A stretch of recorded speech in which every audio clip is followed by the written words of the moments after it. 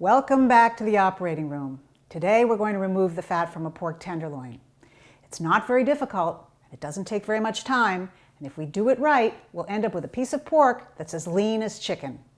As you can see, I'm back in my mad scientist gloves because trimming a pork tenderloin is really slippery work. You need a sharp knife, too, for this. You can't even think about doing it with a dull knife because you'll end up with something that's absolutely hideous and it will take all day.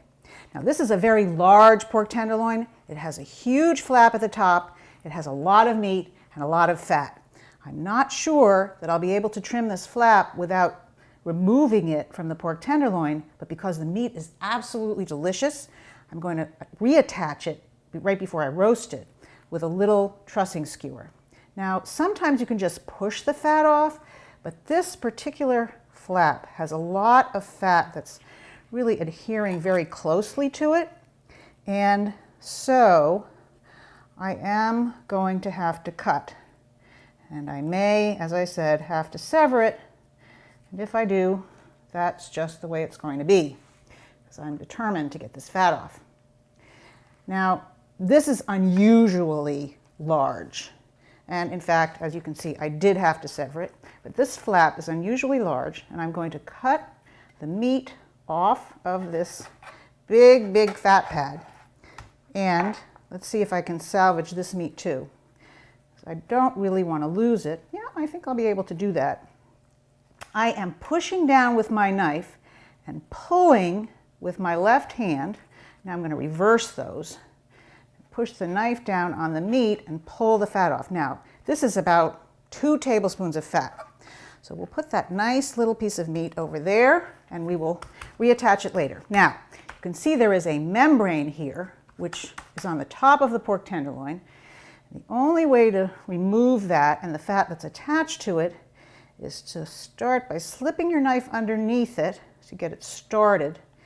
And then you can lift the membrane and run the blade of your knife against it while you push down with the knife against the tenderloin.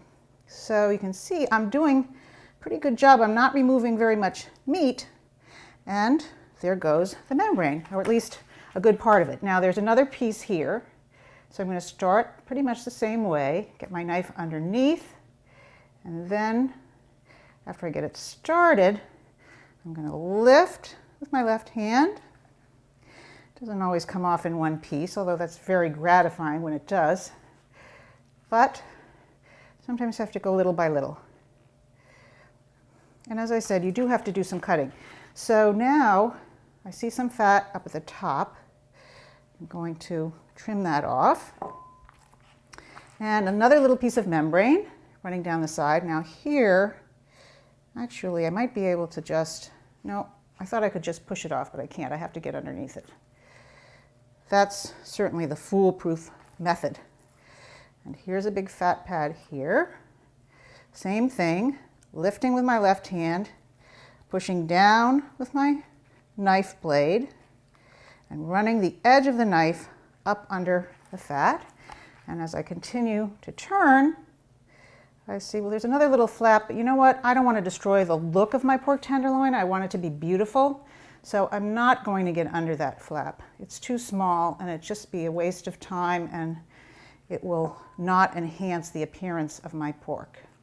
So here are little tiny fat pads, but they have a fair amount of fat in them.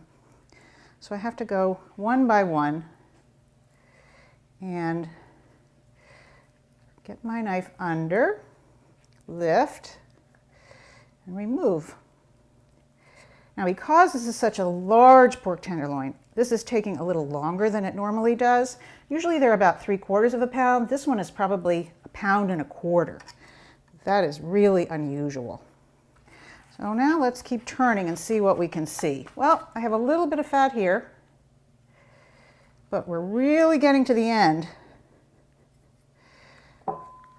And now I'm going to swing it around and look at the end, the tail end of the pork tenderloin. So there's a little bit of fat here. Let's just get rid of that. And I think we can be very pleased with our efforts here. And as I said before, when I roast my pork tenderloin, I will reattach this meat using a couple of trussing skewers, and they'll be absolutely delicious. So now we have a lean pork tenderloin that's comparable to a chicken breast, a skinless chicken breast, that is, in total fat, saturated fat, cholesterol, and calories. I think that's fabulous.